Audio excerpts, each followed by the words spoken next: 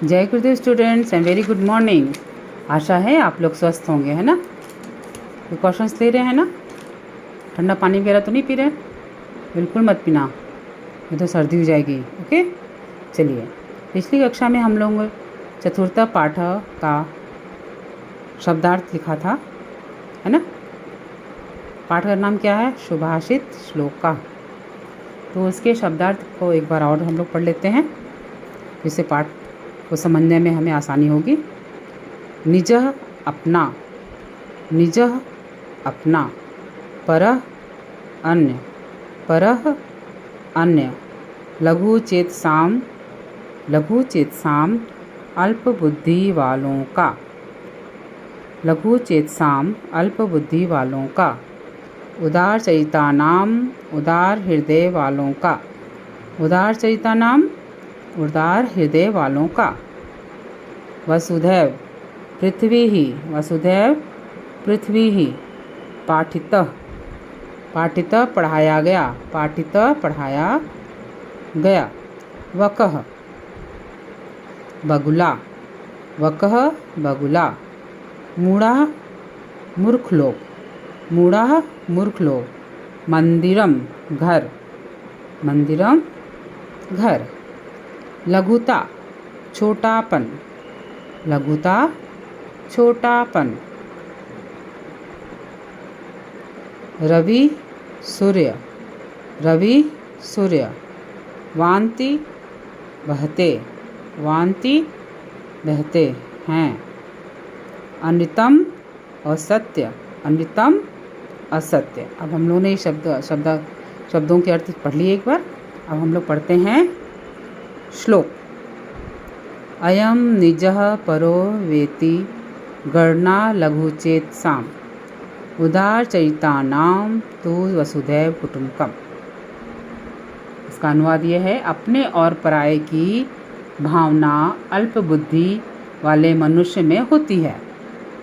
अपने और पराये की भावना जो होती है अल्प बुद्धि वाले मनुष्य में होती है, जबकि उदार चरित्र वाले के लिए सारी पृथ्वी ही उसका परिवार है ना।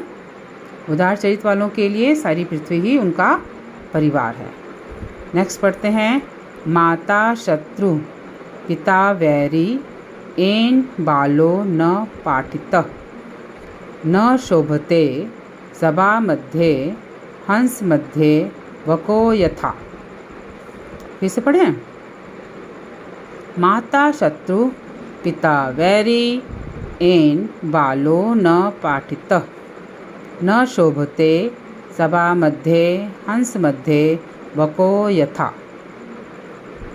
इसका अनुवाद ये है, जो माता पिता अपने बच्चों को नहीं पढ़ाते हैं, जो माता पिता अपने बच्चों को नहीं पढ़ाते हैं, वो बच्चों के लिए वह शत्रु के समान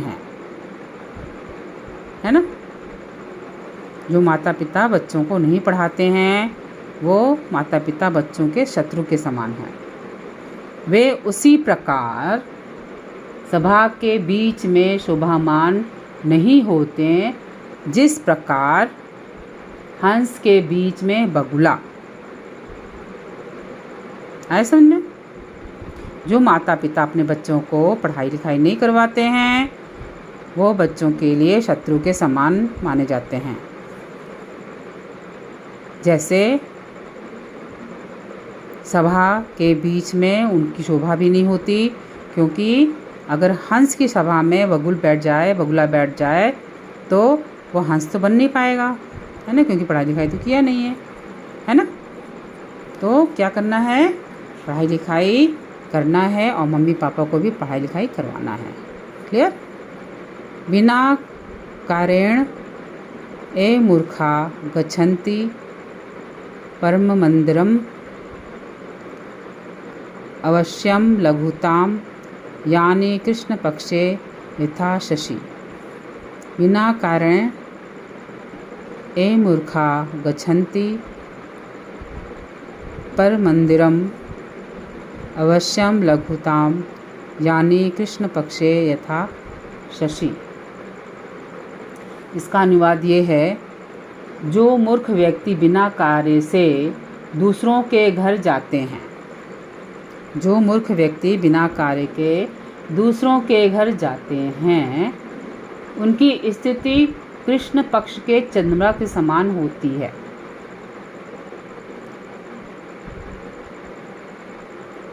उनकी जो स्थिति है वो कृष्ण पक्ष के चंद्रमा के समान होती, उनकी इज्जत नहीं होती है ना। बिना बुलाए किसी घर जा रहे हैं तो कोई आपकी इज्जत करेगा? नहीं।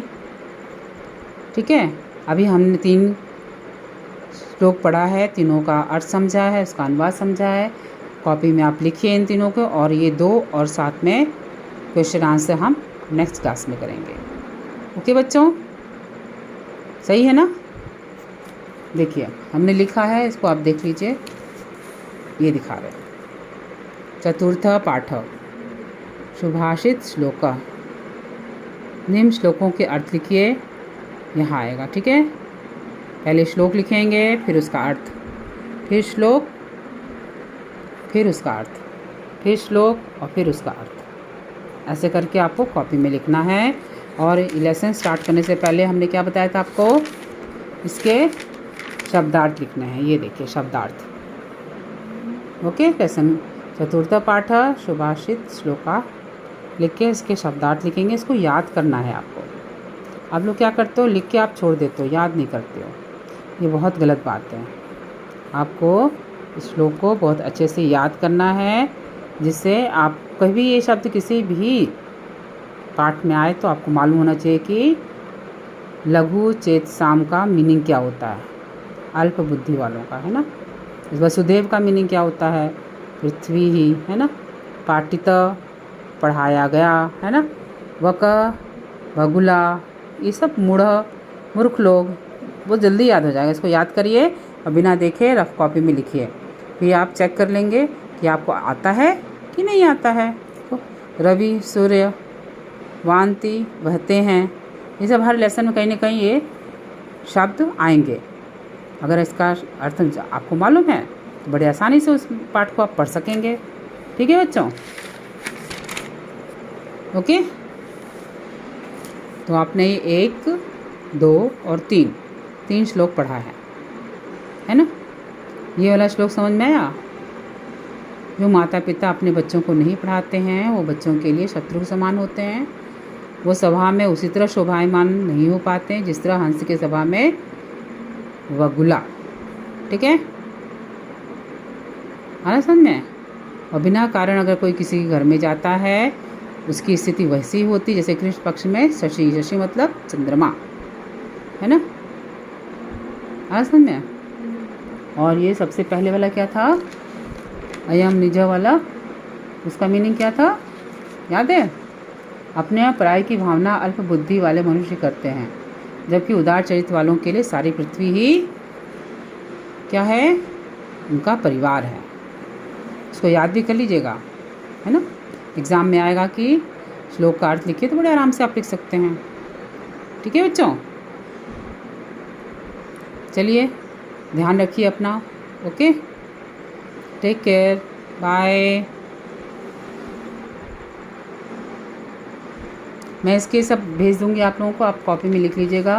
पूरा रेडी रखिएगा कॉपी। आप कॉपी करेक्शन का डेट आ गया है 5 मई, है ना। करेक्शन के लिए आप अच्छे से सिस्टमेटिक लिख के भेजिएगा। ये नहीं कोई भी कॉपी में आपने लिख दिया है तो इससे नहीं करेक्शन नहीं हो पाता, है ना। रफ कॉपी में लिख देते, कभी कुछ सब्जेक्ट बीच बीच में आ रहे हैं तो समझ में नहीं आता हम क्या चेक करें। क्लियर? आपको मालूम नहीं से मार्क्स रहते हैं, मार्क्स जोड़ेंगे ना, इसलिए कॉपी सिस्टमेटिक बनाइएगा। और जो लेसन नहीं है समझ में आ रहा है, आप देखिए व्हाट्सएप में भी हमने भेजा है और गूगल क्लासरूम में भी है। दोनों में आप देख के आराम से कॉपी में लिख सकते हैं। और उसके बाद भी समझ में नहीं आ रहा है अपने फ्रेंड से ले लीजिए, है ना। और उसके बाद भी नहीं समझ में आ रहा है तो कमला मैम को कांटेक्ट कर लीजिए, है ना। कमला मैम हेल्प कर देगी आपको कि कब क्या कैसे लिखना है ना। आपको हम भेज देंगे सब मैटर और अपनी कॉपी में आप पूरा कंप्लीट कर लीजिएगा। आपकी कॉपी कंप्लीट हो जाएगी क्योंकि 15 तारीख से आपका टेस्ट भी शुरू होने वाला है ना बच्चों। तो आपकी कॉपी कंप्लीट होनी चाहिए। Clear? Okay, take care, bye bye, जय गुरुदेव, गुड नाइट।